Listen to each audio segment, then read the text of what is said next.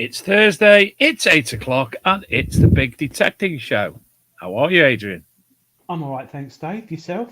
I'm all right. I can see this black ear just at the bottom of your screen. It's just popping up every now and again. Oh, there's a little nose. I've got a badger on my lap. Oh, my God, Lord. What have we talked about having badges on your lap? It's very confused. Just got him for a walk. It nearly fell in a badger hole. But I've just put his nappy on and it's just trying to get off to sleep. It's just had 2 Farley's rusks. Have you had it bitty? No. Bitty. Okay. Yeah, good week. I haven't spoken to you this week, have I? No, I've honestly, mate, I've been absolutely chock-a-block at work. It's been a full-on busy week. I got all confused with my adverts and everything then. I usually have a set playlist, and because I was late, obviously, generating the show and getting to you, I was pressing the wrong buttons. So things weren't in the order normally. And I'm great at pressing the wrong buttons. So if anybody would like to do us the pleasure of sharing the show around tonight, we'd much appreciate that, because I haven't got a clue when I've actually shared it to, because I was like rushing. So I'm all right. Are you all right? You're all right. Been detecting this week? Yeah. Yes. No. Yeah. I got a new permission. 11th century. Well, that goes back, that old house, big country house with loads of pasture, and the couple have lived there for over 30 years, and it's never been detected on since they've been there because they didn't want anyone. And then the lady who owns the house and her husband, her brother has got a permission up north, your way, where 2 Roman hoards have been found, and he got a bit of money. Yeah, and he got a bit of money from it, and she said, "Oh, I quite like the sound of this." So I went and checked it out on Sunday. Yes, with the legend, and it was. Didn't find much because I was just sussing the place out and stuff because it's so big. So I'm going out tomorrow afternoon and Saturday as well. So legend was interesting. With the update. Yeah, it was shit. The one I've had has had one, the update. But yeah, it's interesting. Chris has got one as well, who's coming. Christopher Rogers is coming on. But yeah, and it's just the weather. It's snowing today. What's all that about? Last week I was mental. I've seen every single possible British element today. Yeah, it was absolutely awful. I have got trousers on. It's just licking my hand. So I think once the weather gets a little bit warmer, hopefully at the weekend, I'll get out. Good. I'm supposed to be going out with Shane this weekend. He's got a new site that they want to go on, and I don't want to push them to say, "Oh, like me come to me." It's a new permission. I want them to go over there and do their own thing before they start bloody inviting other people on. So, and next week I've got a wedding, so it might be out next week. Somebody's sent me a message. Hope I'm well. I've no idea who that is because it's just come up. Facebook user. Tidy Treasure Hunter. Send me the link of the bloke making killer weapons in Ireland. His name is Michael Cthulhu. His group. Well, it should be on my wall, Steve. If you go onto my Facebook profile, you'll find it on there, definitely. I shared it a couple of days ago. Legend. Oh, Facebook user. I'm going to the excavation tomorrow on the Roman soldier that was found this week in Barry, Wales. Ooh. Marvellous. Just tried to catch up with the messages here because I didn't have it on because I was faffing about. And my broken toe still broken. Oh, jeez. Scotty B's here. Oh, addicted to bleeps, is he? What's going on in your house? He's got a secretary. She does all his admin. That's what it is. Well, great week, great show last week. The legend was won. You've communicated with the chap who won the legend. Yes, I'm coming. Sorry. Easy now, Tiger. Lots of banging in you saying that's a bit wrong. I wish. Yes, I've forgotten his name. But But the gentleman who won it is over the moon, and he lives down in Southampton, I think. Brilliant. And he's really, really pleased. And I think he should receive that this week, shouldn't he, David? Excellent. Yeah. Absolutely fantastic. And it was a good show as well. We had a lot of great feedback, and hopefully some of them people will pop along and see tonight's guest with us, who, again, is another top-notch guest who I don't watch many YouTube videos, mainly because most of them are crap. I'm not going to name names, but we all know who they are. But Mr. Bleeps and his trials and tribulations and his adventures and his glamping and his van life, I always watch them. And he's ace. And his secret tunnels and bunkers and electric bikes, beach detectors. Werewolf farms. Yes. And camper vans. And I can actually see him there. He's biting his nails at the moment. Now he's fiddling about with something underneath. Now he's picked something up, putting it down. Now he's got his cravat on and he's got his cigarello. Oh, scratching his nose and hang on. His PA's just said he can come in. Oh yeah, all right. Yeah, now I see what's going on here. You've been voyeuring me. Absolutely. I didn't even see me. I could have been up to anything then. Well, we know I was watching. You have got trousers on. How are you, young man? I never wear trousers. Ever. Yeah, I'm good, buddy. How are you doing? You're really little. I'm all right. Why are you so small? Yeah, look at your little head. Have you ever met me in reality? Yeah, we need to change that. Camera's so far away. Did you do that? Did you do that with the cartoon on purpose? So you'd away from the cartoon? I see what you said. There he is. Actually, your head looks massive in that instance. Yeah. How are you guys doing? So, Adrian, you've been out today, mate. Sorry? You've been out today. You've been detecting today. No. Do you know what I did today? I had the day off and I was going to go detecting, but I thought, it's my birthday soon, so I treated myself to a barbecue. And sorry, excuse the dog. What a nightmare putting a barbecue together. Oh my Lord, it's quite a big one. But I did that, and with the ferret under my foot, Badger, and that ripped all the box, polystyrene. You know what it's like, a puppy. I put a barbecue together. So getting ready for this heat wave we've got this weekend.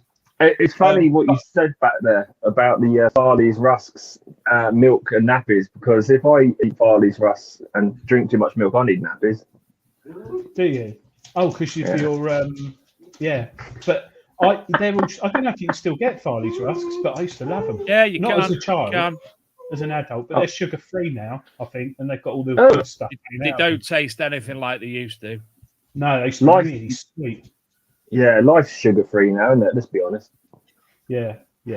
It's for the good. For the good. It's like the discussion we was having beforehand, Dave, about like lyrics and bands that wouldn't be able to make it today.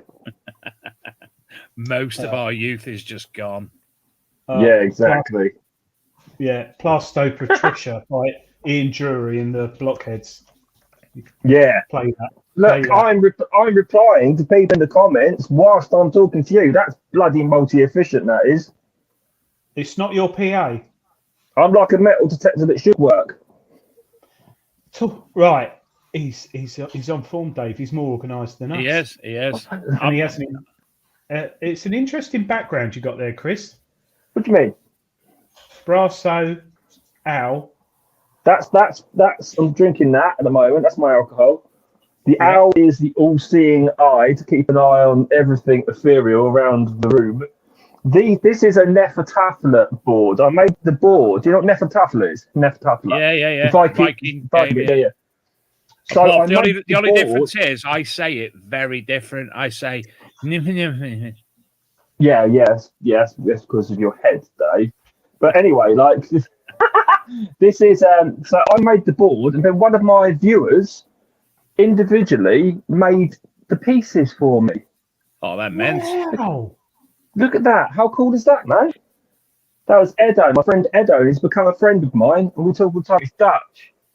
And look, it's just, he's done all of the pieces. And like, man, when you said Edo twice, then does that mean he's double Dutch? Oh, I didn't say it twice. You just needed a reason. Edo. I don't know. Yeah, watch it on replay. Edo, double Dutch. Oh, okay, I'll look that back. Double Dutch I think drinking bloody German beer. These are shush. These are my hammers up here. Some hammers in those awesome little cases that I did a video on recently. There's my YouTube plaque that I don't deserve. Oh yeah, your YouTube plaque. Where? I I see it. I see it. I cheated. They actually send you that, do they? Yeah, man. But now I found with sci-fines.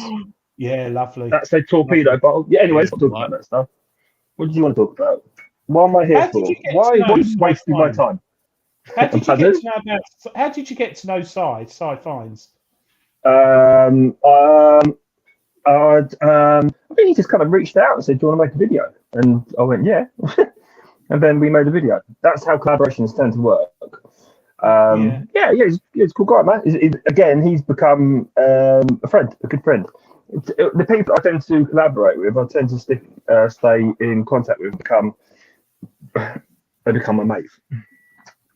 Because Si, he's been on the show, and he did one of the best shows. Well, I personally enjoyed. He did a sort of in memory of, I've forgotten the guy's name, Dave. John Wells. Not John Wells. Not John Wells. Not John Wells. The guy who someone will say it in the chat. The guy who had been detecting since like the early 70s, and there was a documentary made in the 70s about him, and Si went to meet him, and he's been detecting all these years. And John Webb, yeah, and it's one of my best series watching it because it's got clips in there. And the guy, he went out with like it wasn't even a C-scope, it was something from America, which he brought for like $50 in 1972. And he went Epping Forest, he did mudlarking on the Thames before everyone with a metal detector, and his finds were absolutely amazing. If you watch it, Chris, on YouTube, John Webb, man, side really, really good thing. But I will check that out. Yeah, but he's a nice bloke, but when we had him on, he started going on about the hovercraft and everything. It's like, what? He's proper gets into it. Weird coincidence, right? This is a really, really strange coincidence. So making one? No. I was being interviewed by a dude from the Telegraph last week because he's writing a book about metal detecting, and I was in the pub being interviewed, but we're just chatting to this guy, and Mark was there and Millie was there. You know, Millie is stinking weed. Quickly, I'll just tell you, Millie come in and just gave this guy, like the journalist, a random package of tin foil. Like, hadn't met the guy ever. I just gave it to him. Like, oh, thanks. What's this? Well, it's a pork pie. He was like, I don't want a pork pie. You can have it back. He was like, all right, fair enough. I'll eat it. Anyway, just completely random. Anyway, so me and Mark, we were all talking about metal detecting, and then this guy, sorry mate, just overheard your conversation. I have a YouTube channel where I get on a hovercraft and I shoot around looking for treasure, etc. I went, do you know a bloke called Sci-Fi? Said, yeah, he's one of my best mates.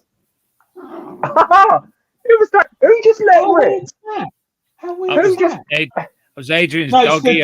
It's the dog. It's the dog. It's the dog growling. Sweet Lord, man! I think I'm gonna have to open the window down here for that one. Good Lord, man! Did you hear that? He will trump in a minute. No, it wasn't me. That had bits in it. Yeah. Can taste it. Oh, it will do. It's going to go to sleep in a minute. But yeah, I when he went on the hovercraft, that was amazing because ever since Why Don't You was on. Do you remember that in the 80s? Why don't you switch off? Awesome. Like love what they try and teach you how to make a hovercraft in your back garden, or a go-kart run off of 2 Escort starter motors. You know, but so you wouldn't see that nowadays, would you? Like again, talk about like old school rock music. How to kill yourself with a hovercraft, kids. Yeah, but Si, he's a nice guy, and I like his videos, and I also like the way he turns a lot of his stuff into art, doesn't he? No, he's not. He's also foul-mouthed cretin. Is what he is behind the scenes. The only person who's come on the show on a high-backed leather armchair as well. Yeah, he looked like which the guy was from immense. Bygones. Yeah, Bygones in the 80s and 70s. I feel like I've been talking to medieval peasants after I've spent an hour with him. Disgusting creature. Well, I'm you joking. two, did you? I'm joking. Did you, I love that guy. did you go to the pub before you went mudlarking? We always go to the pub. No, before you went mudlarking, because that could be dangerous, couldn't it? Can't remember. But what we did get was COVID, flu. We got a pretty bad dose when we came back. But I didn't have COVID. I just had normal flu. And ironically, he was over his COVID after about 3 days. And I bloody had flu for ages. It took about 3 weeks to get rid of it. Yeah, I remember. Anyway. Yeah, really bad. But you've been all right the last couple of weeks. What have you been up to then, Chris? What's been going on in the world of? I've been doing loads of metal detecting. I've been trying to sort out my stupid YouTube channel. I've just been doing stuff, man. I've just been on the road. I've been making stuff in the van and just been a busy boy. Yeah, metal detecting mostly though, to be honest with you. Trying to get this Alter Gold challenge completed as well because I want that gold bullion. I want to conclude that. Oh, and I've been testing the new Fusion Light as well. You know what that is? The ground scanning, the 3D ground scanning technology. Fusion, what? Sorry. It's an OKM Fusion Light, and it's technology by a German company called OKM, and it's very likely the Germans are very, very efficient. Sorry to use that cliche, but it is mostly true. And what it is it's not like geophys, but it's similar, but it will detect metals. But you can just walk. You have a pole, and then you walk over, and you walk backwards and forwards, and it gives you an image of what is beneath the soil. But it also tells you that metals and if there's hoards there, etc. as well. It's this forward-thinking technology, and it goes down to 26 foot. And this is the lowest range of metal detectors. So I should have a video released tomorrow where I test it out a little bit with Lucas. But I did it over a Roman bath, and you can clearly see the Roman baths with this thing, man. It is amazing. And then right at the end of this Roman baths is a perfectly round clump of metal, about 25 foot. It's like, wow. Obviously, I'm never going to be able to dig that up because it's the Roman baths, they're a protected site. But it just gives you a kind of inkling as to what this new tech is doing. It's phenomenal. Wow. So I'm testing that out at the moment. But that is the lowest range of their brand, and it's $5.5 grand. So this is proper professional treasure hunting stuff. It's not like that thing what was that thing? It was 10 grand. It was just a fad some time ago. I can't remember what that was. This is proper stuff. Yeah, really cool, man. It's on the range is on Joan Allen website, isn't it? If I recall. Yeah, probably. Yeah, there's a good chance. Yeah, because they go up to like 25 grand or something. It has a little laptop, doesn't it, with it, or a netbook or something like that? So it comes with the unit itself, which is a really light pole. It comes with it gives you a Windows PC, which is kind of ironic because that's what I'm going to need to use to update my Legend.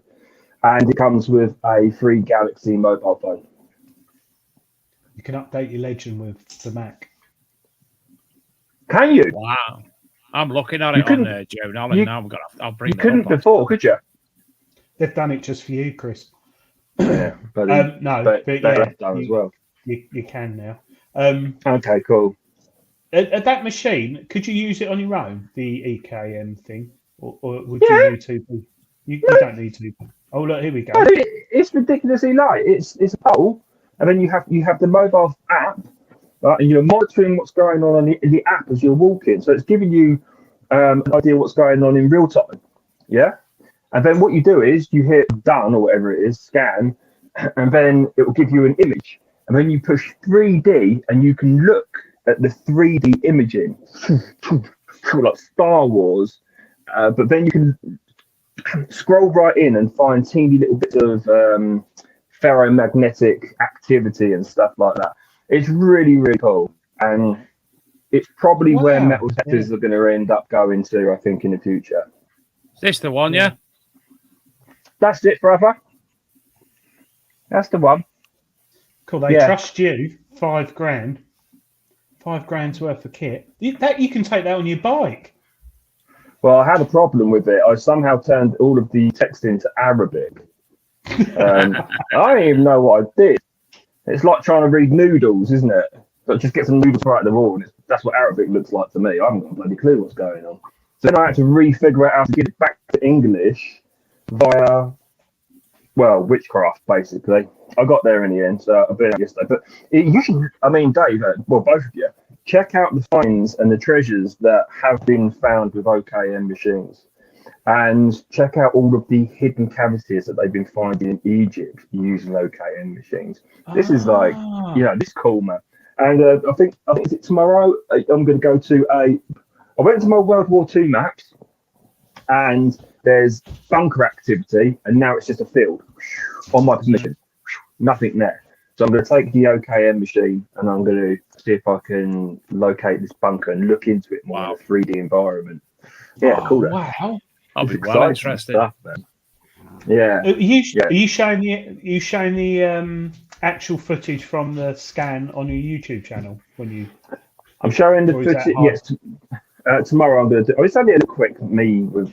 It's not like one of my professional videos. It's just like, let's have a quick look what it does, and then we look at some scan footage. It's just on my phone, but I need to get it off the Galaxy. I'm not an Android user or PC user, but I need to get the information off of that, and then I'll do a proper video. But the Windows notebook, so you got the app, and then you can scan all of the data there, and then you put it into the Windows app, and then it's like, on the Windows computer, and then you can really look at the 3D imaging, look at stuff, and what is that down there, and what the hell is that over there? Yeah, it's really exciting, forward-thinking stuff. Which is nice because it's much fresher and nicer than this kind of like copy and paste metal detector mentality which seems to be going on recently.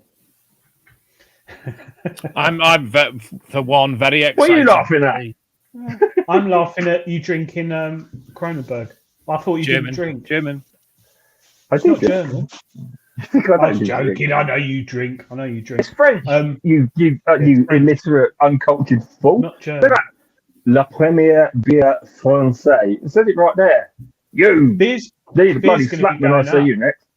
Beer's going to be going up soon. All the what's kicking off in the world. I'm just going to become what am I going to do? I'll just have to become a heroin addict. Well, everything's gone up. What else how else am I going to get my kicks now? Homebrew. Everyone's going to be doing homebrew. I've done it a few times. And turbo cider. I reckon that will give me the squiggly dip. Chris, trust me. Turbo cider. Trust me. What's turbo cider? Turbo cider. Basically, honestly, mate, I was making turbo cider. I actually made somebody go blind. True story, right? Apple juice from Aldi. Put it in your demi-john I was putting bread yeast in with it. Obviously, let it do its fermenty, blah, blah, blah. Top it up. And then when it's ready, after about 12 days, siphon it into your bottles with your sugar and your sweetener for sweetness. Sugar turns into alcohol, makes it thingy. Leave it to settle for a few more days. 7.5% off that. Bread, yeast, and apple juice. Oh, that's nice. That's write it down and do a Google, mate. I'll be sitting on £1. I'll be sitting on a park bench talking to God in no time. We'll be talking to Goddo even. I don't know, honestly. Well, I was even I made one of them, right? I used a litre of Vimto as opposed to one of the litres of apple juice, and it was Vimto. It was just like drinking alcoholic Vimto. It was ace. And some of the recipes that you can find, mate, honestly, you won't need to buy alcohol again. Oh, we'll look into that. You will die. You will die, but you'll be all right. That's right. I'm not overdue that anyway. The discriminator metal detecting has said, where is that? Yucky Cronenberg. He's going to get a dead arm next time I see him. I like Cronenberg. I prefer it out of a can, though, than tap. But anyway, we could talk all night about beer. Chris, let's start talking metal detectors, because you did a video last week or the week before, I think, testing out what was it best value machine for money? No, just what the best one was. What the best one? Not best. That's all right. I've been facetious. It was the best one that I've used over the last couple of years, and it was a review of a bunch of metal detectors, excluding the Rutus Ultra 71, and there was another one in there, just because I didn't have them to hand. They're in my attic. Not saying that's because of the bloody awful machines. God, I was the Amphibio with the other one. No, the Rutus Ultra 71 was brilliant. But yeah, and I just kind of like did a summary of what I thought was the best machine. And I have a written statement I've been told to read by my solicitor here. Am I okay to do this? Yeah. Am I okay? Yeah. Okay. It's because I said something in that video, so I thought I'd take the opportunity to just read this out quickly. It said, "Legend good. Find metal underground twice." I don't know who wrote this. This is awful. All other metal detectors bad. I'm sorry. Yours sincerely, addicted to bleach. There. Yeah. That's what my solicitor has told me to read out. So hopefully that's going to clear that up now, and I'm not going to get in any more trouble. Yeah, because you had the early Legend, didn't you? So Was that the early one? Well, you didn't have you haven't got the software update on it, have you? I don't think. No, and that was what I was trying to point out in that video before people started getting all silly and lobbing spears at me. I did say that this is the one that it hasn't been updated yet. So I haven't got around to updating it yet. I probably will do one day. I don't know. After 8 cans of Kronenberg. Yeah, but it's an interesting video though, because in there is some of the not so popular machines. You didn't have the Evo in there. I don't know why, but no, the Evo was in there. Was it? Was it? Oh yeah, it was, wasn't it? It was holding them all up. Yeah, I said it's a waste of time, awful. Go back to the drawing board, stop wasting my time. Basically what I said. It was all right though early on, wasn't it? It was sort of getting there, and then it all went pear-shaped, didn't it? Because we both had one, didn't we? Yeah, man. Yeah, and then he fiddled with it and didn't listen to us. Well, I'm not entirely sure. He either didn't listen to us or he couldn't complete what we were trying to tell him because he was just one guy. Well, I don't know. Yeah, just calamity. That was calamitous. I think they should just go back to the drawing board and just start again with that project because they're not going to. I mean, the idea was it was going to rival the Nox, but it's never going to do that. It wasn't multi-frequency for a start, and it felt dated from the off. But yeah, it started right. I did a couple of videos on it on the C-Scope channel. It was pretty cool. And then I found a hammered with one of mine. I think I got through 4 in the end because certain things went wrong on them and that. I found one too. Yeah, and so it was capable of finding metals. But let's face it, though, Adrian. I mean, there's loads and loads of mid-range, awful metal detectors out there that are capable of finding metals. Yeah, I think mine was only like an inch down or something. So, you also had to have separate coils for different frequencies, didn't you, on it as well? And it doesn't matter. But, I mean, if they'd given out 50 of them to YouTubers, statistically, they would have found something and made it look really, really good. And then they could have started up like a gang, a group, and called it something. I don't know. The evolutionists. Yeah, I'm just thinking out of the box a little bit, Anyway, so. But you went. It's a good video if anyone wants to watch it on Chris's channel. Thank you. Some people kicked off, but you were totally honest. Which you're not sponsored by. You've got a Quest hat on, but you're not sponsored by Quest. You're not sponsored by C-Scope. Well, I thought that everybody whores themselves on this show. You lot have got bloody adverts all over the place. I have to sit for about 20 minutes of adverts before it even starts. So I thought I'll take the opportunity and I'm going to wear a crest. I've got my Joe Allen top on. Look at that. Stick that in your face. Do you know what, Chris? Before the show started, I was looking for a Quest advert and I was looking for a Joe Allen advert and I couldn't find any. Get one done. I will tell them, Dave. I will impart that. I don't talk to Quest. I've never spoken to any of them. I want to be friends with them. I want them to be my friends. But I don't know any of them. I have my friends. Sorry. It's because they're orange, isn't it? Yeah. It's got nothing to do with your machines. God, no. What are you thinking here, man? No, of course not. It's bloody, of course. It's orange and black, man. Yeah. It's interesting because Quest, I had a Quest about 6 years ago. I can't remember what it was, Q40, I think. And I was so excited when I got it because for what they are now, there's a lot of features on there, waterproof, everything. And telescopic shaft, got it in, Dave. And but you didn't get shaft and cum in the same sentence, did you? Nope. And Quinn. That would be bustless.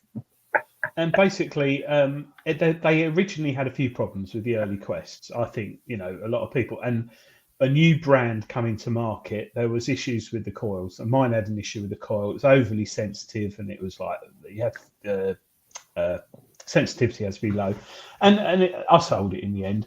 But then suddenly I got the Q30 about 2 years ago, and I was like, well, that's going to have the bugs and things like that. Probably. And then I was like, oh my god, this is really nice. It's telescopic, it's waterproof. I can update it on my phone, no leads, on your over phone. Bluetooth. Yeah, there you Bluetooth. go. That's forward thinking, is it? That's what code into a PC to get that working. Well, routers do it now, but this is like 2 years ago. But everybody should be doing that. Yeah, they should, because everyone has a phone, don't they? And then it's got an app, the Quest app, where you can track your finds around the field. It's a bit buggy, but it works. And then there's a special Quest. It looks like Facebook, but it isn't. And it's all Quest users on it. And there's no one like, oh, mine's better than yours. And there's people all over the world. I was like, this ain't bad for like 300 odd quid. And then I took it out and I found some good stuff with it, really good stuff with it. And I wrote a review for Treasure Hunting. And I've still, I did have the machine, but I sent it to someone's son who's using it now. But what was your first? There. Yeah, he's got his Q. I gave him Dave's son my Q30. I've still got the Q60. Because his son wanted a nice, easy machine, which they are. They're easy to use, aren't they? If you want to just turn it on and go. But when did you first hear and find out about Quest, Chris? I knew nothing about, like pretty much the rest of the world and the metal detector community. I knew nothing about them at all. But it was only when I kind of like started doing stuff with Joan Allen and Luke and Joan Allen said like, hey, look, we've got this Quest range. Do you want to try them? And like I said in the video, I thought this is gonna suck. Now I've got to like use these horrible metal detectors, and I'm gonna have to say to Joan Allen, I'm sorry, I can't use these metal detectors, and that's gonna be like cause a rip. I thought, oh god. So I started on the X5, which is the lowest model. Oh god, this is gonna be so bad. This is gonna suck. God, this is gonna be worse than the Evo. Anyway, and I started finding a few bucks, a couple of coins. Hold on a second here. It's like 149 quid or something. And then I just had really good results with it. And it was so quick and so pick-upable. And so it felt durable. And they've got that kind of like galvanized rubber, not plasticky. You don't feel like they're just, like a toy. And they look good. They look like a little mobile phone. They're sleek and they're cool. And he went, yeah, all right, no worries. He went, do you want to try the X10? I was like, yeah, okay then. Went out the X10. Bam, 3 hammers with a budget machine. Easy. Good depth. Notch out stuff. Again, pick up and go. You can pull it, all of the ground settings back down, use it on the beach. I was like, oh, okay then. This is cool. Then I started getting really excited about the brand.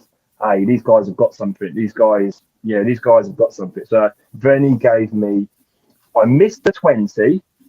And we went straight to the 30, and that is a sexy machine. It is sexy. God, I love that machine. I mean, for a package of what? It was, I think it's $350 now because it comes with the pointer, but it's $299 at the time. I can't remember. But I've got the 40 here. I mean, you've got the double D turbo coil. You've got the telescopic. It is waterproof to 5 meters. VLF to 99, great tones, not screechy in your ears, are in that nice kind of bracket. You can move the tones around to where you want. Durable. Got the galvanized rubber. I just lovely all round machine. Telescopic. Yeah. Really easy to use. You've got your 4 modes as well. You've got the beach park, your typical thing that goes on these days, park field, and I think it's gold or something like that. And it's just they're just cool. Do you know what I mean? They're cool. Yeah. And then I missed the 40, went to the 60. Yeah. There's a few copycat. Sorry, mate. That's all right. There's a few copycat features on there from potentially they've not reinvented the wheel on certain things. Well, but, I mean, who's not doing that at the moment? Yeah, right. And why try and reinvent the wheel when something is simple and it works already? But yeah, I've got a lot of comments. People going, "Oh, it's a rip-off Deus, mate." With that like screen. It's like, well, you could argue that then the rip-off Knox. So well, the Deus kind of started that kind of thing, and then you could actually argue that it was E-Scope that started the whole digital screen thing with the R1, I think it was, and I mean, you're gonna go down that rabbit hole, and you're just gonna keep on going backwards until you find the source, and it's quite pointless. Yeah, it's just, I mean, the freaking thing's got a blooming torch on it, a torch, and it's backlit. It's just budget. So I find myself going back to the 30 all of the time because it's just so comes down to about that big. I'm looking at it right now, and it's just so pretty. We've got some questions in the chat. Any good on the beach? Yeah, totally, 100%. The Q30. Yeah, probably at its best on the beach. Yeah, it is. I took mine on the Isle of Wight. Do you remember, Dave? I did a live stream from the Isle of Wight. Yeah, I remember on holiday. Yeah. Yeah, I took it on the beach, and I found a gold. Oh, silver gold? What's that? Is that silver gold or platinum wedding ring? And I found an RLNI little brass clip from about the 1930s. I found coins. I found loads of stuff on the beach, and it's brilliant on the beach. And it's almost like sealed, isn't it, Chris? Because it's got like that rubber case with a little visor on it, which I don't know why no one else doesn't do that, because it keeps the sun off it, and it also stops things when you drop your detector down. It stops any like sticks or things scratching the screen. This is the 40. Yeah, sorry, man. Go on. Yeah, it's pretty much the same, isn't it? Really. Yeah. But, open your. Can you make your shaft any bigger, Chris? No. Now you're asking. You keep your little bugger. Yes, I can. Of course I can. Anything for you, Adrian. I can. Yeah, it's all wild. I'm not going to bother about it. Adrian, didn't you put your 60 Raptor coil onto your 30?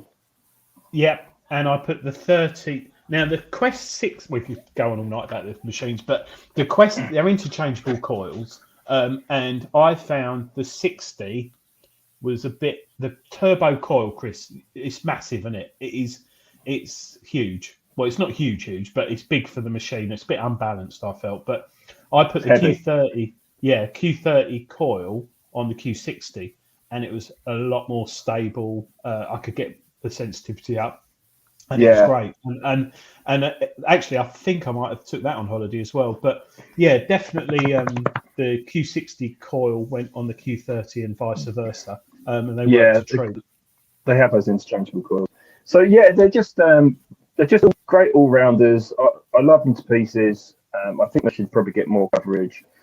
What Quest don't do is kind of like play the whole marketing game of shoving tons of money into things and then making YouTubers use metal detectors and giving them free stuff and then inviting them into some weird cult or gang. They just kind of like keep themselves quiet in the background, and I respect that as well, and I just like them. They seem cool. I'll probably hate them as people. I hope I do meet them one day, and I just hope they're really, really nice. Otherwise, I'm going to be really disappointed. Well, it's a bit like the Apple iPhone. It's designed in America and manufactured partly in China. So it's like everything is, man. Everything is. Yeah, exactly. Because if that was made in sort of Harlow in Essex, that'd probably be about 1,500 quid, that machine, and it would probably have, nothing against Harlow, but the British labour costs and stuff. So yeah, I think the design. They've got offices in America and also Norway or the Netherlands or somewhere. It's very big, Quest out there. But just quickly, some questions people have got in the chat as well. Oh yeah, go for it. I'm not reading it. It's going too quick. Has Kris ever eaten toffee? No. Someone's asking about Bluetooth headphones. Do Quest do Bluetooth headphones? Yes, of course they do. And I've got a set that came with the Q60, and they're one of the best headphones I've ever had. And they're almost exactly the same as the ones which some people are selling now on Facebook for the Deus 2. They're really nice. They're the same as the Deus 2 ones, not by Deus, aftermarket ones that you can clip your puck in. They're beautiful headphones, really comfortable. Probably the most... Actually, no, I have got some other ones that are comfortable. But yeah, they're really, really nice. So they do Bluetooth headphones. I think they do 2 different types. They're about 120 quid and 150 quid. The other thing I appreciate about them is that they're quite innovative in the fact that they're not just another company which is ripping off something which has completely been done before and okay, here we go. This is just another one of these. It's like the discriminating pinpointer is quite forward thinking. It's a great idea. It's where we need to go. I think in metal setting is the next kind of jump concerning pinpointers, is having one that does discriminate things. And that pinpointer is, it's keep on trying to break those barriers and move on to new tech and do new things. I always appreciate companies that do that, and they don't just stay in that kind of like safe box. They take chances. Like Scuba Detector Pro as well. That's a cool thing, man. They're just cool. I actually first heard of them when they were Detectors and had the pinpointer out, and that pinpointer Detectors I had for about 8 years, and I didn't have a problem with it until one day the battery terminals just collapsed on it. And and then obviously they became Quest, and now I've got the Quest Pro X Pointer Pro, which is delightful. It's the pointer in particular is not the one with the discrimination, Dave, but the one before, the X Pointer, I think it's called. And I don't know a person that doesn't love that. Everybody's just like, it just goes and goes and goes, and everybody I've met says it's the best pointer they've used. In fact, everybody that I've recommended the 30 to the 5 and the 10, I've never heard anybody say that a load of crap. Everybody's like, wow, that's value for money. And they are. I should be getting a commission from you, Quest. Look, I wear your bloody hat. I've got a sticker up there. They did have They did have a good stand 2019. That was Spinner Disc came along. Spinner Disc from Leeds. They come along and they were the importers at the time. I don't know if they still are for the Quest range. And Quest came alongside them, basically put up a tent alongside them. And Karen Coestra from European Detecting Centre. Japan, they came over. So there was what's his name? Mine's gone blank. From I forgot his name from Spinner Disc. Mine's gone blank.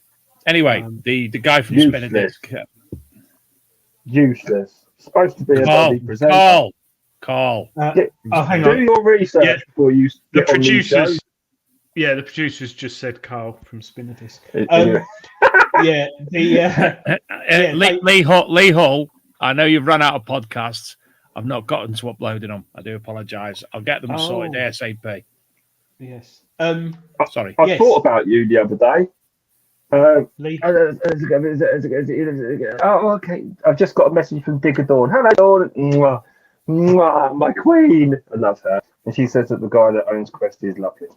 So have to clear that up. Yeah. Who did you think of the other day? You've just said that I thought you the other day, and then you went on to dig a door. Squirrel. Oh no, I thought of you the other day, and I was thinking that's because I just got a message from Dawn there, because I was watching that weird. Luke mentioned it, that the Pixie in the Woods guy. Have you seen that? The guy that he chases pixies in woods. No, man, it's wild. You've got to watch. Does he eat the mushrooms while he's in the woods? No. This is proper scientific stuff. Anyway, so digress. Luke can tell you about it. Okay. I need to. That's the sort of video I need to get caught at work watching. It's made, honestly, Adrian, it's like, what the hell is going on? You're like, this is real. There's no way this guy's lying. This guy is completely legit. He's just an old dude with long grey hair. He's like, oh, this is this pixie plan, and today we're going to look for the shaman of plan. And off he goes into the woods, just bumbling about, and then all of a sudden you see a little pixie. I saw a pixie. Honestly, you've got to watch it. I'll give you the link later, man. Erwin Saunders. Yeah, that's him. That's him. Erwin Saunders. Man's got 3.8 million views of his videos. Yeah, it's brilliant. 3.9 after the show. But yeah, Adrian, don't want to be caught watching them, honestly.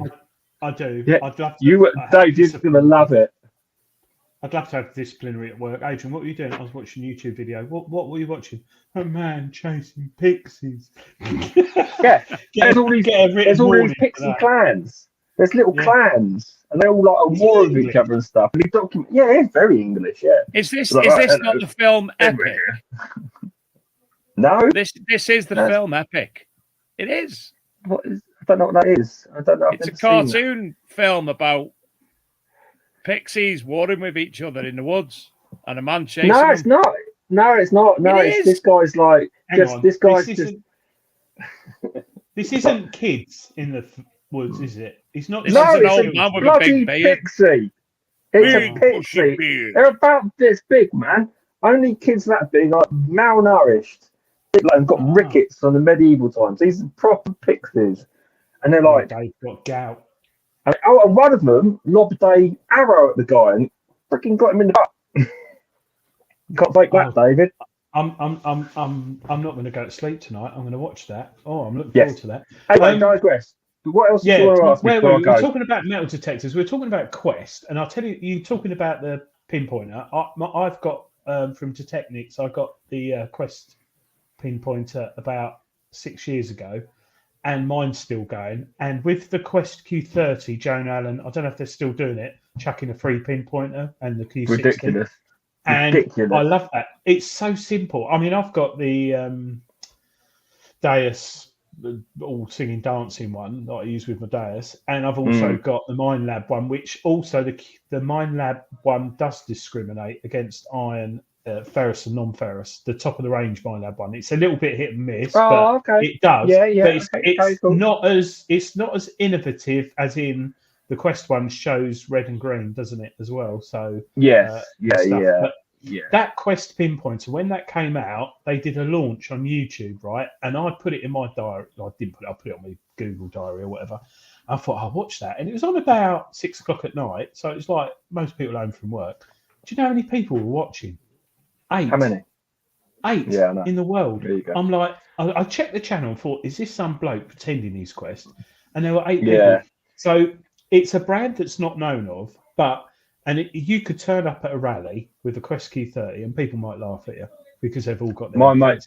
That actually happened to my friend the other day. You know the guy, the guy who works for the Telegraph. He's got into metal detectors, writing a book about metal detecting. And he turned up to a rally with a Quest 30, and everybody laughed at him. And it's simply because, I mean, they don't understand that the machines that they had in their hands, and he told me the 2 machines that they had, are the Quest 30 is as good as those machines. But because they've been kind of like programmed by marketing and all of these YouTubers that have been given these machines and been told, oh, these are the best machines, they're just been programmed to presume that everything else is really, really bad. When in actual fact, if they just kind of was a little bit brave and stepped out the box ever slightly and didn't believe all of the hype around machines, then they might see a nice rainbow off in the distance. Yeah, you're right though. It's a bit like I like routers, and I've got a couple of routers. It's very much like routers. I've been to man. gigs and rallies, and people have looked at me and thought, "Why is he using that?" But then when you come back with like 3 or 4 hammers and a fibula and stuff, and they're like looking at you. I went to a rally a few years ago, and me and my mate, we were called the Rooters Boys. I don't know if he's in the chat. And we came back. That's a really, really good name. How did you come up with that? We've made no, because we could have been the men. We could have been the men, actually. That's probably better. Yeah. No, that sounds a bit wrong. The Rooters. It is. It's all wrong. We came back with loads of stuff. And there was. Did you wear lederhosen? No, we had latex. No, you know what I'm like when I detect Kris. I've got white leggings, like skin tight cycle shorts, Crocs, thick socks, muscle back vest, and normally sort of like a beret because I like a fake moustache. Well, you know, I do. Finishes monocle because that helps. Cool. Identifying finds. But anyway, going back to that Quest, they're a lot bigger in Europe. And going back to what Dave said, the lady who went to Spinner Disc, or the man from Capan, who are in Europe, a massive company, Capan. The name Capan is 3 sisters, Katie, Pam, and Anne, I think. And they sent me a catalogue a few months ago. It's that fat on all metal detecting stuff. And they've got loads of Quest stuff in there, and they've got all the bits and bobs. And there's a few things that you can't get in the UK, but I think they're in Germany. But it seems the UK, a lot of companies target the UK because there's a lot of history and a lot of metal detecting. But there's certain brands that don't, and I can name them on here, but I won't. But I will say Quest because I think it's true. But you go out there, I don't know what it is. Being British, I like the underdog. So if someone says to me, it's a bit like Formula One in the sort of 1950s. You've got your Ferraris and Mercedes, and then suddenly some bloke turns up in a Lotus or something, made by a few blokes in a garage, and he's beating everyone around the track. So, yeah, the Quest for me, I think I quite like it. I think they will get bigger. I do genuinely think they will get a lot bigger. They deserve to get bigger. They make really, really good metal detectors. I don't think that they're going to get bigger if they don't kind of play the game of heavy advertising and marketing as other brands do. They just kind of sit in the background. I don't really pay much attention to that stuff so much. I think that I'm pretty much one of the only people that do videos on them in this country. I think I don't know. I don't see them pop up. It's just ridiculous, man. It's just so ridiculous. These machines are so potent and they're so good, and they're just. I love them to pieces, and the quality is great. How long have I had? When did I start? The X5 and the X10. You got to remember, these are budget machines. Take the X10 for example. A budget machine. I've been using it for 2-3 years. Right? There's nothing wrong with it, and I better machines when I test them, because if I'm testing a machine for somebody, like some dude which is spending his money, his hard-earned money, and he looks at my videos and he wants me to test the machine and be sincere, then one of the things I do is batter him. And sometimes people go, "Oh, you can't treat metal detectors like that." Well, yeah, I can, because I want, if I can't break it, then I know for a fact him who spent his money on it is going to treat it a lot better. He ain't going to break it. That X10, mate, it was like a boomerang. I was lobbing. If I was still collecting conkers, I would use that to get them out of tree, and it is perfectly fine. I mean, it's muddy and a mess, but yeah, there's nothing wrong with that, man. That'd be good for conkers. It's that galvanized rubber. It makes all of the difference in the waterproof shell.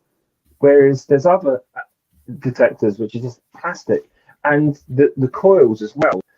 There's a detector I've been looking at recently, and it's got these segregated plastic parts in it, and the coil is just complete flat plastic on this one, which is really, really nice, and there's less chance of things snagging, pulling it and breaking it and stuff like that. So yes. Anyway, digressing. What's going on here in the chat? I've got one question that I didn't raise that somebody said in the chat, and I love this because it's it's a simple when you use it, but not to explain it, and that's the Fsen on the Quest machines, FSEN. The F-Sense. sensitivity, Yeah. the ferrous Yeah. sensitivity. Someone's asked Yeah. if you can describe it, and it's basically they just use different terminology, don't they, than everyone else. Yeah. Just don't touch that. Leave it as it is. Yeah. Don't go into it. There's no need to go into it. There's no need to mess with it. Just have faith that it's doing its job in the background.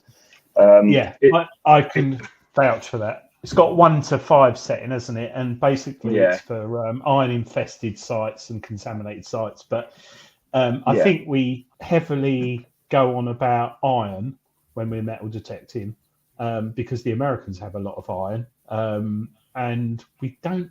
I don't have that much iron on my permissions down here south. So when I did go on a site with it, and I changed the FSEN, it was a not great. So you're right, just leave it. Yeah, just leave it. Vanilla's fine. Any modern machine which is released these days, so it should be great in vanilla. You should be able to just take them out of the box and they are pretty much set up to go. Change the frequency if you want, or move it to multi-frequency if it's a more modern machine and a mid-range machine and higher. But put the sensitivity up as full as you can, stuff like that, and grab it if you can. But other than that, just go for it. I remember speaking to the dude that field tested the Knox in this country. Gordon Heritage is his name, and I had a good chat with him once, and he just said it is the standard which it is released at. That's what I would say is the perfect standard. Other than knock it into multi-frequency, try and get the sensitivity up as full as possible. He really believes in that kind of like vanilla out of the box mode. And people just get into things too much and start fiddling with things. And what can I do? There's no real need these days, unless it's anyway. I just feel sorry for the bloke who works for sort of Mine Lab or XP, who spent 2 years testing a detector, and he's finally gone to the board and said, these are the best settings for beach, these are the best settings for field, these are the best settings for park. And then within a couple of months of launch of the machine, everyone's going, no, you've got to do this. And they've had it like a week. And then they're like, there's someone who's spent, like, because I know the DAS 2 has been in the making for years. And there's been a lot of work in the background, and the same as like Mine Lab. And then suddenly some YouTuber who's had it a week says, no, this is all wrong. You've got to change it. And these machines are tested all over the world, Australia, America, the UK. And all right, you might get some benefit out of tweaking it on certain ground conditions. But you're right, most of the time, people say to me, oh, what's the best program for my DAS? What's the best program for my Knox? I say, just I can't tell you because I'm not actually there. You know? And I see some. Sorry. Then you get like machines that like are released and they're just not ready at all, and you're trying to figure out what the hell is going on and changing the settings in it. And so they're not all that way. They should be, shouldn't they? Yeah. Well, my mate James, who I go detecting with, he cracks me up because I found a Gold Noble last year, and that was with the Deep Tech Vista. So, totally non-digital machine, no display, just knobs, 7 knobs on it, 2-tone. And he was sitting by the ditch for about half an hour on YouTube trying to find the best settings for this ground. I said, mate, just put it on normal, come out. He's like, yeah, well, in a minute. And he had like 2G signal, so the video kept buffering. And then suddenly I went, oh, look, mate. And he's like, what? I think sometimes it can hamper your enjoyment of metal detecting. Because have I got the right program? I haven't got it. You shouldn't have to overthink it. We're relying on 80% luck anyway. Let's say 60% luck, 10% research, and then let's say another 10% technique, or 15 to 20% technique. And then everything else is luck. Right, everything else is luck on top of that. You just need a metal detector you don't want to have to overthink it and consider it too much. I need you just to work. It's like an Apple iPhone. When Apple came in, they were revolutionary because it just worked, right? Everything was easy to use. And metal detectors should be the same. I don't want to have to go in the settings and start fiddling around with things and just come on, man. I might need to change it slightly in certain situations, but other than that, I just need it to work so I can kind of get on with the game of luck and hope that I'm going to walk over something and find something. And let's be honest, most modern metal detectors should be set up for that anyway. Yeah, unless I think you're right. It's something else. Sorry, talking. Don't stop looking at me like that, Adrian. You keep on looking at me as if I'm going to say something naughty, but I'm not. Look, no. I read out my solicitor's thing here. Yes, from your sister. Solicitor sister. Do you know I've forgotten to bring it in here. I was going to show it on the show tonight. I've got a new detector which no one else has got in all the magazines and online YouTubers. You showed me a picture, didn't you? Tesoro Mojave. Yeah. It's not new. It's about 4 years old, but it takes a PP9 battery and it's lighter than a Simplex. And Is it analog? So yeah, 100%. Two-tone analog. And sadly, Tesoro have gone bust, but I'm taking it out tomorrow. I can't wait. Proper retro. And the graphics on it look like something you got on a magazine in the 80s, like Tesoro Mojave. But yeah, I think it's 12 hertz. But yeah, I think, because you've got old machines, Kris, you like digging out the old machine, don't you? Yeah, it's funny, actually, because I met a guy on the beach yesterday. His name was James, and he was using a Simplex, and he kind of regretted getting rid of. What was he using? Was he using a rapier? What's the name? Yeah. Laser. Yes, that's it. Yes, laser rapier. My brother's got one. Yeah, he'd been using that for like years, and it's analog, isn't it? And it just been. He was so kind of. It was like an extension of his arm. He knew everything about it, and then kind of moved on to digital, and kind of regrets it because he thinks too much more. There's too much to consider. When again, going back, just simplicity was a lot better for him. And sometimes I do think things are a little bit too overcomplicated because people think that they're sold this idea that I need things. Where are all the things, the buttons and this thing? And it's really, like a 6MX, for example, Dave. Or Dave, like the old C-scope machines, man. Just switch them on and you go. Nice and simple. A lot of the analog machines were that way. But you have to constantly think about stuff. It will deal with the minimalization for you. So you're not doing that. Saying about old machines, Adrian, when I see you next, I'll bring the C-scope 600 series round and you can have a play with that when we go Detectable or Rodney Cook. Yeah. I'd love to, Dave. Crook. I'll bring that with me. You can have a play with that. There's a lovely photo, Dave, of you and your dad detecting with that. That's right. I don't know if you want to bring it up, but that's one thing I think. Oh, it's a lovely photo. That really nice photo. But don't forget that I found my Bronze Age hoard with a C-scope 1200, and I was using that as a kind of joke. I was using it to do a retro series of videos for C-scope. Where I just went out with all of their old machines to see if I could even find anything. And I've done this for God knows how many times, everything, with all of the machines, because I test machines. And I walked along with the old 1200. God, this is fun, isn't it? With the dial meter thing. I found a bloody Bronze Age hoard. Because I walked in the right direction at the right time. And again, sometimes you can overthink it.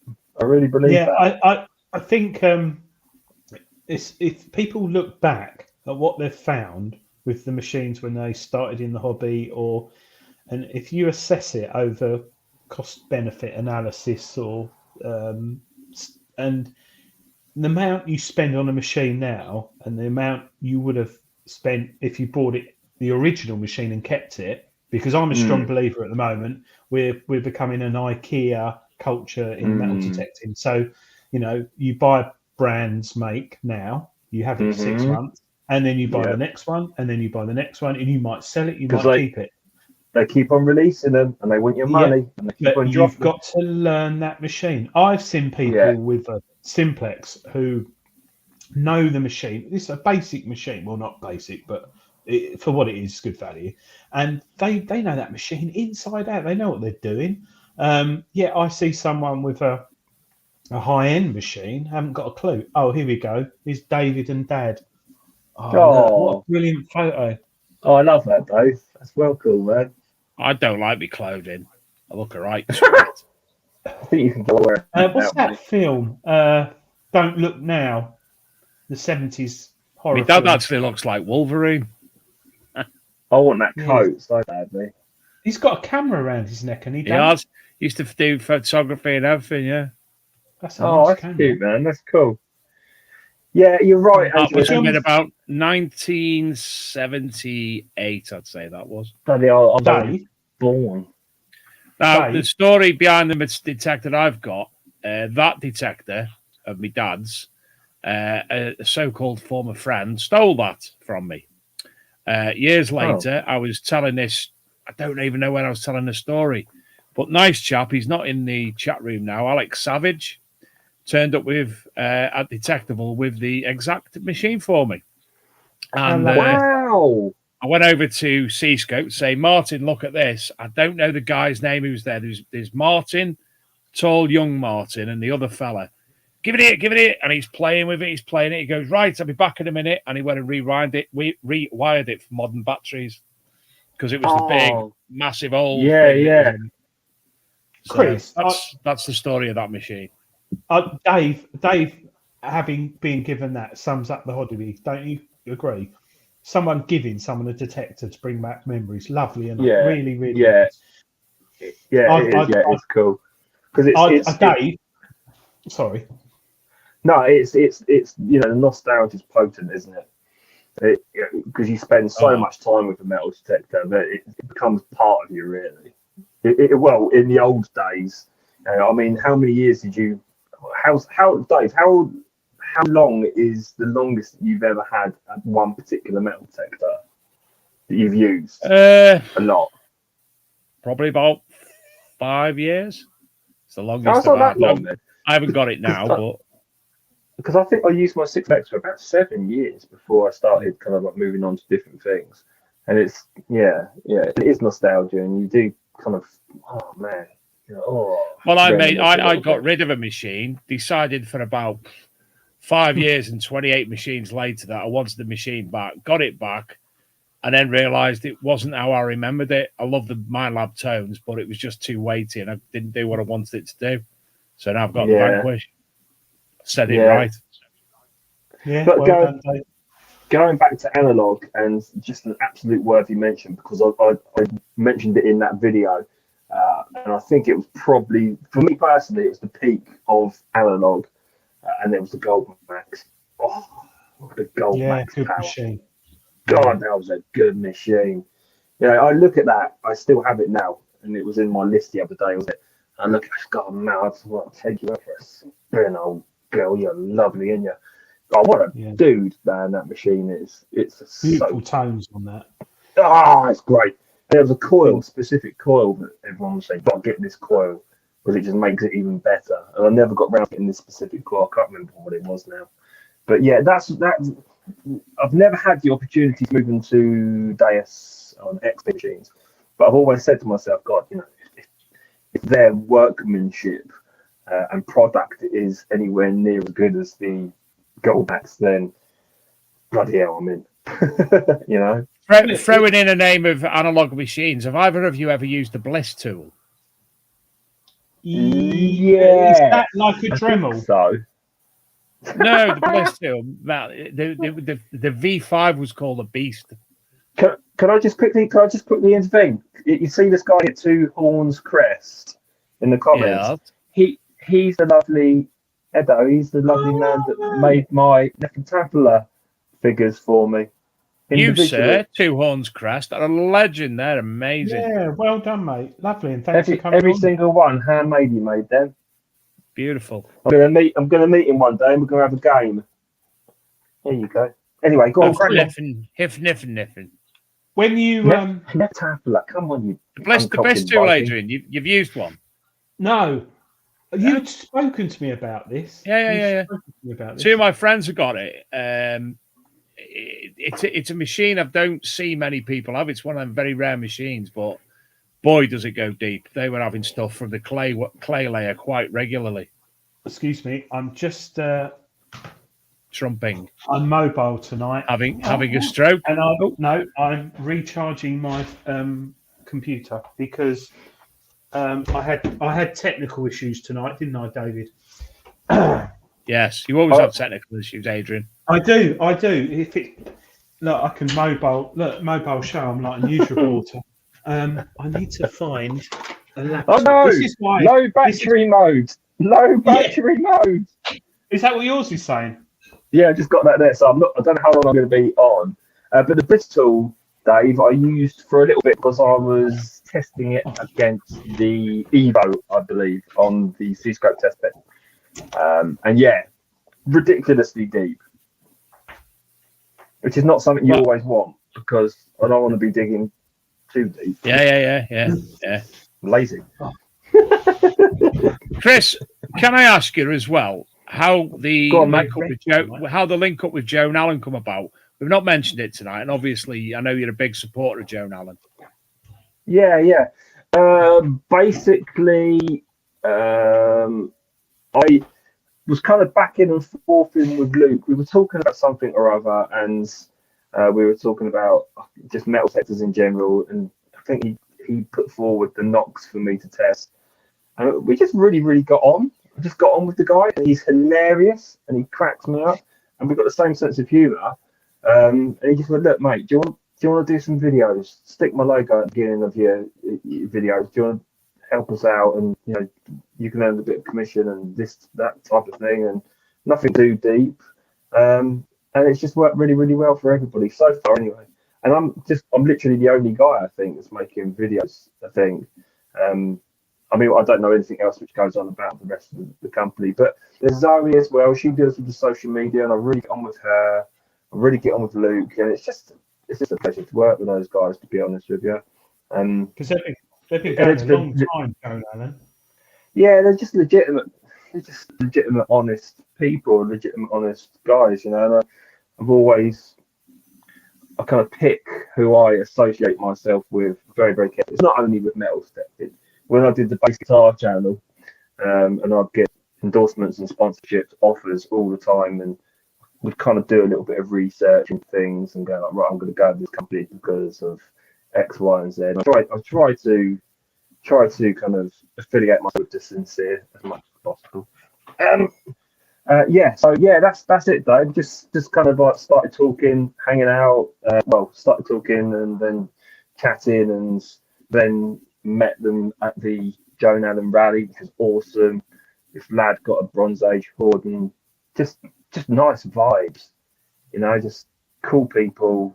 I met the rest of the team. They're all really cool and funny and just lovely. And yeah, that's it, man. In a nutshell, I just fit right in there. I just kind of fit in with that gang, and I just felt like, I found my tribe, my metal detection tribe here. My mate from work, Darren Richardson, found a Joan Allen book in a charity shop from the 70s the other day. Yeah, they've been going so long. They've been going a long time. Well, that's it. They have a legacy in history as well. And that's another reason as well, I guess. They've been going for such a long time, which is always nice to get behind something which has only had generations behind it, if you know what I mean. That's kind of what I enjoyed about Seascope as well. That was nice. And there's already the roots have been planted there. It's cool. I'm looking forward to meeting Luke. I've chatted with him not as regularly as I'd like, but obviously over the pinpointer and what have you, and a few other things. He seems a cool dude. Fair play. Have you never met him? No, mate. There's a lot of people in the hobby I've still not met. You think I'm funny? You want to meet that guy? It kills me. I'm saying to him, you should be doing videos. He's like, oh no, I don't want to do videos, mate. It's not for me. I've got to run the business. Do you know what, Adrian? I told Kris one of my best ever jokes, and he cut it from his video once because he didn't want me to offend deaf people, and it was an ace joke. Well, he's like it wasn't. That was not why I cut it. It was because it was a crap joke. It's the best joke you'd ever heard. You shouted in my ear, and it was like, it doesn't transpose to an online audience very well, Dave. It only transposes to my earlobes. A joke from Dave. He does have some good jokes. But going back to the retro detectors and Joan Allen in the 70s, I've briefly spoken to you, Kris, about this on the phone a few months ago, and I mentioned it to you, Dave, as well. Wouldn't it be good to have a metal detecting rally, Joan Allen, if you're listening, Kris, that's based on 1979 to 1983, for example, and your machine must fit within that era, and also your clothing, and it's a rally for charity or whatever. Sounds And fantastic. I mean, how cool would that be? So all your branded up people would not know what to do or possibly come, and there'd be real ale, Dave's turbo cider, and everyone goes out there with analog machines, no digital, and you're not allowed a pinpointer either, or any like special digging tools. You've got to just have a traditional garden edging spade. So what you're saying is that Tony Kaywood comes as is. Yes. With his flat cap. But you've also got to wear smart shoes in the field. Can I use divining? Can I use divining rods? No, that's cheating. Hell yeah. That's and a pendulum. That's what I used in the 70s. No, well, yeah, but it didn't go down well, did it? It was witchcraft and black magic. Cords and a jacket with corduroy elbow pads. You're allowed crystals. I'll use a pendulum. Can I take a Ouija board just to consult the spirits? Yeah, I just think it'd be really good. Especially, I can just see me and you, Kris, in Beetle Crusher shoes, or like slip-ons, nice grey slip-ons with a small heel, flared trousers, a smart shirt done up to the top with a button, and a blazer. Crush velvet. Yeah. Crush velvet. Do you have to come in an Escort Mark 1 or a Humber Scepter or something? Do you want to reword that? Well, but it could be really good, couldn't it? Coming in Escort. Because when you look back, when my dad went detecting, he didn't wear trainers or jeans. He wore smart trousers and anybody didn't wear camouflage either. No, they didn't wear camo. No, so I think what Kris is saying earlier about we've all been cloned, we have, because our phone doesn't take phone calls anymore. It orders us a pizza and checks our work emails and all that. We've all been cloned. Whereas how lovely, and that's the other thing with the event: no mobile phones. No mobile phones. What happens if you find Polaroids of your finds? Polaroids. I really like this idea. So there's Dave could be the photographer with a Polaroid camera, and he charges $150 to take a photo, and it's pinned up on a board. I'm loving this. We'll have a conker competition to go back to conkers. We'll that in there as well. Yeah, that'd be good. Party 7. Big. Yeah. Oh, we should bring that back. We need to bring conkers back, man. Oh, seriously. Can we get the man to come in his pop van? Corona man. Yeah, get the Corona man to come. Yeah, Corona man. Give us all Corona, man. Corona van. In the estate that I used used the Corona van by you. Yeah, it's like a lorry. The state that I used to live in, the man in the van, the pop van, was a completely different thing, though. Was he like the one off Family Guy on the Zimmer frame? No. I don't know. Carry on. Just carry on. So, yeah, but it'd be a good event, I think. That'd be quite good.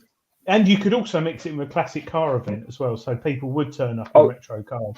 I'll talk to Luke about it. You could do it you could do like a 3-day thing, then just have the last day or the first day be that. Yeah, because obviously you could do that. Otherwise, it would be an environmental. The amount of 9 volt. Can you speak? You having a stroke? Yeah, I'm having a stroke. The amount of PP9 batteries and the machines that take 16 AA's that last 2 hours. Yeah, it'd be and everyone would have a bad arm, and it'd probably bring on heart attacks and strokes. So so one day, or and the best dressed, be like school fate, the best dressed person. And the problem is because of my hair and my beard and the colour of my beard. Whenever I get into flares of any kind, I always just end up looking like Shaggy. Adrian, we could do an ArcMD mag, free ArcMD mag in the styles of the 70s with like sepia and black and white pictures. We could use Comic Sans font. Oh, Comic Sans. Oh yeah, and we could, couldn't we? Oh my god, and Oh, we could apply a half-tone screen to the images. And we could get any advertising to do their adverts in the style of the magazines from that time period. With new machines. Yeah. And I did that retro.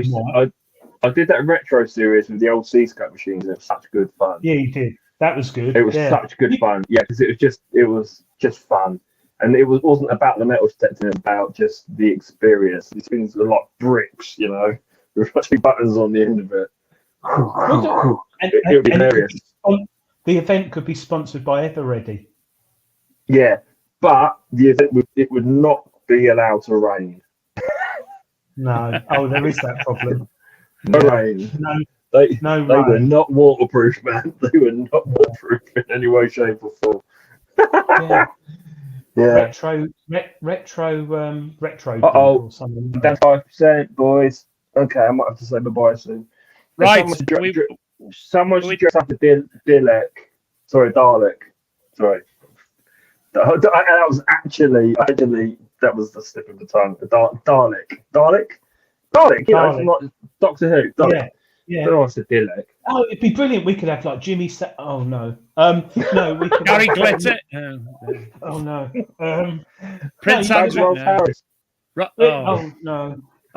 Yeah, but Chris, give us a strum on your guitar. Go on. No. Oh, I'm not your performing monkey, Mr. Gator. Look at that. Can you not do Mulligan Tar or something like that? No, I'm not going to. How do people get the stickers? How do people get the stickers? I don't know. I got these, and I bought these for my own amusement, and they're way too big. They're huge. No one could use that on anything. So I've got bloody loads of them. If anyone wants one, then I'm gonna have to sort it out. People keep asking me for stickers, and I was just thinking, stickers. I bought some stickers, and now somehow I've got to give them to people, which is another pain in the butt because I've got to send them out. Mate, got to do what you've done. Do that. Do exactly what you done at Detectable 2018 when you give everybody a silver sixpence. Just go around and give them stickers. Oh, but that was out of love, Dave. I've still got them. Love it. Ooh, excuse me. Chris, I'm going to let you go then. Is there anything else you want to shout out before you go? No. Love you guys. Thank you for having me on. And we find you at Addicted to Bleeps on YouTube, and you've got a Facebook group of the same name as well. Yes, apparently so. Thank you, sir. Marvelous. Thank you, everybody in the comments. Thank you, Chris. Thank you very much. Chris, it's been a pleasure. I love having you on, and hopefully see you in the very near future. Thank you, gentlemen. I'll speak to you soon. Take care, Chris. Thanks for coming on. Bye. Isn't he lovely?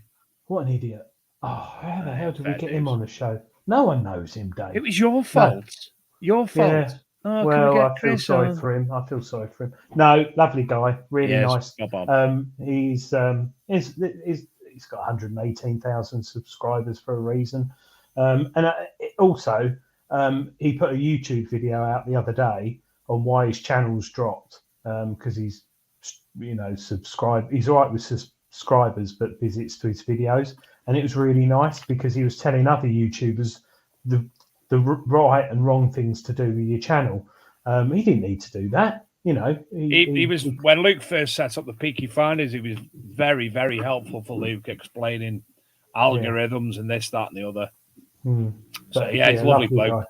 Lovely guy. I'm looking forward to going detecting with him soon. So, tonight I've asked the Grim Bleeper in the chat to come on the show. He's going to contact us so we can get some details from him, because I'm one of them people who doesn't know many when it comes to YouTube users' names. I don't know many people's real names. So the Grim Bleeper, whose name I don't know in reality, I think we met at Spring Detectable last year, I think. Yes. So I've asked him to come on the show, and he said yes. So he's going to give us a shout. If anyone else, the Dark Knight Detective, John Clayton, excuse me, Pomsey, anybody, any of the regular viewers, Stephen Gray, I'll give him a shout as well. Come on the show. Keep trying to get Sid, but he only comes out without a top on other people, jumps on other people's shows. Anybody wants to come on the show, please feel free to contact myself or Adrian, Dave at bigdetectingshow.com or Adrian at bigdetectingshow.com, and we will be able to obviously put you in the book. I've spoke tonight to Alex Savage, the Viking detectorist. He's going to be coming on in the near future. Big's Detecting Show car stickers. Any stickers that you want from ourselves, you can get, or any other merchandise. We basically do everything via detectorware.co.uk. We don't make a penny out of it. We just asked him to make things available for people if they want them. So there's stickers and there's T-shirts and there's all sorts of Big Detecting Show, ArcMD mag stuff on there, and then all other various other things, and a great range of his own designs as well, aren't there, Adrian? Yeah, really good. Although we will be doing bookmarks and mobile phone case holders for your belt. Detector, no. Imagine that, Dave. We ain't sold any. No, we'll be giving away free stickers at the events this year if people want them. ArcMD and Big Detecting Show. I've showed you them. I've got a load over there. So if you want to look an idiot and stick it on your machine, have you? You feel free. But yeah, we're going to give those away: ArcMD mag stickers and Big Detecting Show stickers. Absolutely. Don't forget, DetectorCon tickets are available. Rodney Cook, where are they with them? They're all sold out now, or there's still a few day tickets? I haven't spoken to Gary for a while. No, it's all gone. I think it's all sold out. Okay. It's Detectable tickets went on sale last week. Just Detect UK sold out completely of their tickets very quickly. If there's any other big digs on this year, if anybody would like to communicate with us from the big digs, we'd be more than happy to discuss them on the show, get them on the show and discuss their events, or obviously put them through the magazine, promote them as well. So give you a shout at that. Pomsey, look, Pomsey, still got it. There's me Pomsey. What's it called? Cup thing. Cup holder, a cup placemat. No, mine's next to my bed, Pomsey. So every time I go to bed at night, I think of you. No, it is next to my bed because it's good. Pomsey's saying we should have our own ArcMD weekend dig. It's been discussed, and I am in a position where I've organised digs in the past. I've not organised a weekend dig. I've done day digs for the Mayor of Rochdale and for other various charities. And me and Shane, the Staffordshire Searcher, have been discussing something as well. So I can't say anything is in the pipeline, but we have chatted about it. So I think, we will have ArcMD magazines, free magazines. Have we got any available here at the moment? I can't see any. Where's Gary Cook's face? It haunts me. Oh no, it's Digger Dawn. Got Digger Dawn stuck on my bedroom wall. That was a detectable edition from last year. Free magazines that we're able to give away via advertising. We do that at some of the major events this year. Definitely at Rodney Cook Memorial. Definitely at Detectable. Hoping to sort something out with Scotty if we can obviously get the funding in place as well to do to DetectorCon. So, and again, if anybody else wants to communicate with us for any events, be it archaeology, be it history, be it metal detecting, big events where you're looking at 1,000 people or so, we're more than able to put together some form of magazine for that as well. So, I don't think there's any other parish notices this week, is there? I'm very interested in that fusion light from OKM. Very interested in learning more about that. Kris spoke to me the other week about it, and you go on the Joan Allen website, and they're all on there. The range, as well as the Quest machines, they've got some good stuff on there. But yeah, the problem is with that though, Dave. It's almost like I don't know. You can't dig 25 foot. But I think it's very handy. For me, knowing what's beneath the ground, it just excites me. The thought of that excites me. But, I love watching the geophys on Time Team and such like. And it's like the guys who discovered a hoard up in the outskirts Rossett near Wrexham 2 years ago.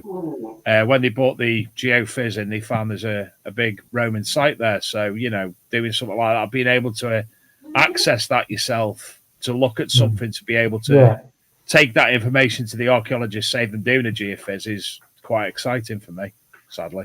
Fantastic. Just a quick one. Got a question from Stephen Demwell. I. He's just put I. All right. He's obviously collapsed or fallen asleep. I too. I. He might be Scottish. He's talking to Scotty B. Why I? But thank you. Your dog's just farted again. No, it's here. Look. It sounds like Chewbacca. Badger. Who's that? Steak. Go on, speak, Dave. Badger. Badger. Here I am. It's tired. It's tired. Badger. I'm tired. I've got to get up in. Yeah. I'm off tomorrow. Stupid amounts of time. 4 I've got to get up. Right. Thank you everyone for watching tonight. Yes, thank you as ever. Like it, because we had quite a lot of likes last week with Delec, which was quite nice. We did. A hell of a lot of likes. So if you like Kris, not me or Dave, just like it. And like Dave said, if you want to come on the show, bigdetectingshow.com, contact us and it will come to us or email us, and it's all good. So thank you very much. Visit the website, bigdetectingshow.com, and get the contact button on there. Or if you know us personally, or if you're on friends with us on Facebook or whatever stupid other social media claptrappery there is, give us a shout on MySpace. MySpaces. Thanks all. Have a great week. Good night, Adrian. Cheers. Bye-bye. Bye.